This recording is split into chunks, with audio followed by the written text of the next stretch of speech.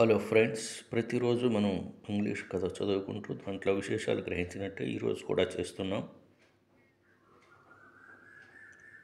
ఇది Sherlock Holmes కథ అని మీకు తెలుసు. తర్వాత భాగంలోకి వెళ్దాం. So now my dear fellow, you see exactly how we stand and why it is I want you. వాట్సన్తో అంటున్నాడు షెర్లాక్ హోమ్స్. మనం ఎక్కడున్నాం ఇప్పుడు? నేను రమ్మని కోరాను, ఇప్పుడు అర్థమైందా? It is perfectly plain that after the ladies parted from this man he followed them at a distance. ఇప్పుడు ప్లెయిన్గా పర్ఫెక్ట్గా అర్థమైంది కదా. ఆ లేడీస్ వచ్చేసిన తర్వాత ఇతను ఫాలో అయ్యాడు కొద్దిగా డిస్టెన్స్లో వాళ్ళిద్దరిని. That he saw the quarrel between husband and wife through the window.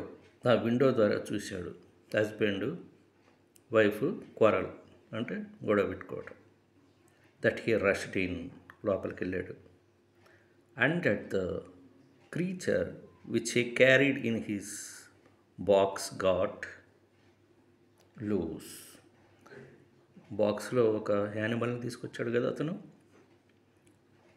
దాన్ని విడిచిపెట్టాడు. That is all very certain. అది మాత్రం తప్పనిసరిగా జరిగి ఉంటుంది. But he's the only person in this world who can tell us exactly what happened in that room. ఆ రూమ్లో ఏం జరిగిందో ఎగ్జాక్ట్గా చెప్పగలవాడు అతను ఒక్కడే అన్నాడు. ఇప్పుడు వాట్సన్ అన్నాడు, and you intend to ask him. Intend అంటే ఆ ఆలోచన ఉండటం, తలంపు అని. అంటే ఇప్పుడు అడగాలనుకుంటున్నావా అన్నాడు. Most certainly, but in the presence of a witness. తప్పకుండా. అయితే ఎవరో ఒకళ్ళు విట్నెస్ వాళ్ళ ప్రెజెన్స్లో అడగాలనుకుంటున్నాను. And I am the witness. నేనే విట్నెస్ కదా అన్నట్టుగా అన్నాడు Watson. If you will be so good, if he can clear the matter up, well and good. సరే, చాలా మంచిది, వెల్ అండ్ గుడ్. అతను కనుక మంచిగా చెప్తే, నువ్వు చక్కగా ఆ విధంగా ఉంటే మంచిదే కదా అన్నాడు. If he refuses, we have no alternative but to apply for a warrant. Refuse చేశాడు అనుకో, నిరాకరించాడు అనుకో, చెప్పడానికి మనకు వేరేది లేదు, ఆల్టర్నేటివ్ లేదు. ఆల్టర్నేటివ్ అంటే వేరే ఉపాయం లేదని, ఇంకో పని చేయటానికి లేదు. But to apply for a warrant, వారెంట్కి అప్లై చేయటమే పోలీసుల దగ్గర అన్నాడు. But how do you know he will be there when we return. మనం రిటర్న్ వెళ్ళేటప్పుడు సరే అతను మనకు కలుస్తాడని గ్యారంటీ ఏంటి అని చెప్పేసి అన్నాడు వాట్సన్. అంటే అంటున్నాడు చూడండి, you may be sure that I took some precautions. Precautions అంటే ముందు జాగ్రత్తలు. ముందు జాగ్రత్తలు తీసుకుంటాను నేను, అది తెలుసుకోవాలి నాకు.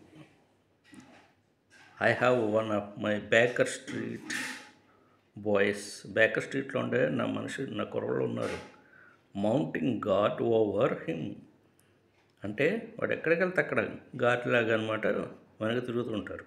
Who would stick to him like a burr. Like a బర్ అంటే కాజ్ టు ఎనయన్స్ అని, అంటే వాడు బాధ పెట్టేట్టుగా వాడినే అంటుకొని తిరుగుతూ ఉంటారు, వాడు కనపడకుండా అన్నట్టుగా. Go where he might, go where he might. వాడు ఎక్కడికి వెళ్ళినా వాళ్ళు తిరుగుతూనే ఉంటారు నా కుర్రాళ్ళు వెనక అంటున్నాడు. స్టిక్ టు హిమ్ అంటే అంటే వాడిని అంటుకొని తిరుగుతారని వెనకనక. We shall find him in Hudson street tomorrow. రేపు అతన్ని హడ్సన్ స్ట్రీట్లో మనం కనుగొనవచ్చు Watson. And meanwhile I should be the criminal myself if I kept you out of bed any longer. నేను ఇలాగే ఉంచేస్తే బెడ్ దిగిన తర్వాత కూడా ఎంతసేపు ఇట్లాగే ఉంచితే మరి నేను క్రిమినల్ అవుతాను. అంటే నా పని నేను చేయాలి నీ విషయంలో కూడా అని చెప్పేసి అంటున్నాడు, నువ్వు కూడా ఉపయోగపడాలి అన్నట్టుగా ఆ భావంతో అనమాట. ఆ కాన్సెప్ట్ అర్థం చేసుకోవాలి. Thank you very much for being with me. రేపు మిగతా పార్ట్తో కలుద్దాం. ఇది మీకు నచ్చితే సబ్స్క్రైబ్ చేయండి, షేర్ చేయండి, లైక్ చేయండి.